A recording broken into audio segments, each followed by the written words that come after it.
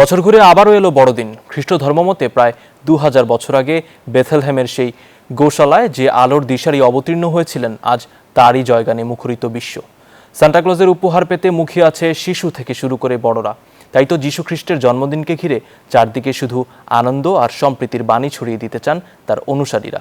লিটন বাবুর ক্যামেরায় বিস্তারিত আল মুহাইমিনুল খানের রিপোর্টে। উৎসবের রঙে রঙিন চারপাশ, কোথাও ক্যারলের সুর, কোথাও বা আনন্দের কলরল। এই সুরের মাঝেই সান্তা ক্লজের ঝুলি থেকে খুশির বার্তা পৌঁছে যাচ্ছে কচিকাচাদের হাতে। শুধু শিশুরা নয়, উৎসবের এই মুহূর্তগুলোকে ফ্রেমবন্দি করতে বা সান্তার সাথে ছবি তুলতে ব্যস্ত বড়রাও। বড়দের ব্যস্ততা আর ছোটদের উচ্ছ্বাসে যিশুর আগমনী বার্তা যেন পূর্ণতা পেয়েছে এক অনাবিল মায়ায়।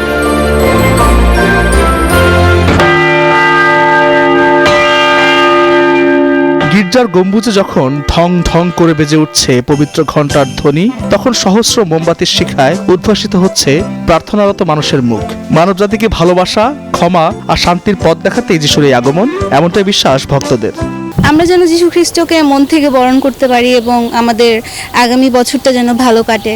এবার প্রার্থনা এটাই আমার চাওয়া, যেন সবাই যেন আমরা সুখে শান্তিতে থাকতে পারি, পৃথিবীতে যেন শান্তি হয়, সবাই যেন আমরা মিলেমিশে থাকতে পারি। খ্রিস্টান সম্প্রদায়ের তরফ থেকে ধর্মবর্ণ নির্বিশেষে সকলকে শুভ বড়দিন।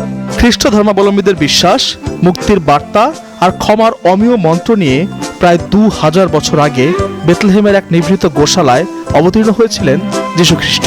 আর তাই তো রং বেরঙের বাতি দিয়ে সাজিয়ে তোলা হয়েছে সেই গোশালার অবয়ব। প্রভু যীশু খ্রিস্টের জন্মতিথিকে আরও গাম্ভীর্যপূর্ণ করার জন্য আমরা এই গোশালাকে প্রত্যেক বছর সজ্জিত রেখে আমরা আমাদের মনের আনন্দ প্রকাশ করি।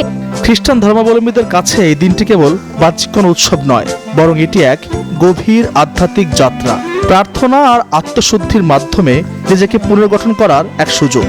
বড়দিনের মূল আহ্বানটাই হলো যেন আমরা আমাদের অন্তরে, আমাদের হৃদয়ে, আমরা আমাদের মনোভাবে, আমাদের উপলব্ধিতে যেন আমরা আরও একটু উদার হতে পারি, আর একটু মানবিক হতে পারি। শান্তি আর সৌহার্দ্যের এই বার্তা বুকে নিয়ে বিশ্বজুড়ে উদযাপিত হচ্ছে যিশুর জন্মদিন। শীতের এই হিমেল দিনে বড়দিনের উষ্ণতা স্পর্শ করুক প্রতিটি প্রাণকে, এমনটাই প্রত্যাশা সবার। কুয়াশার চাদর ভেদ করে শান্তির বার্তা নিয়ে এসেছেন যীশু খ্রিস্ট।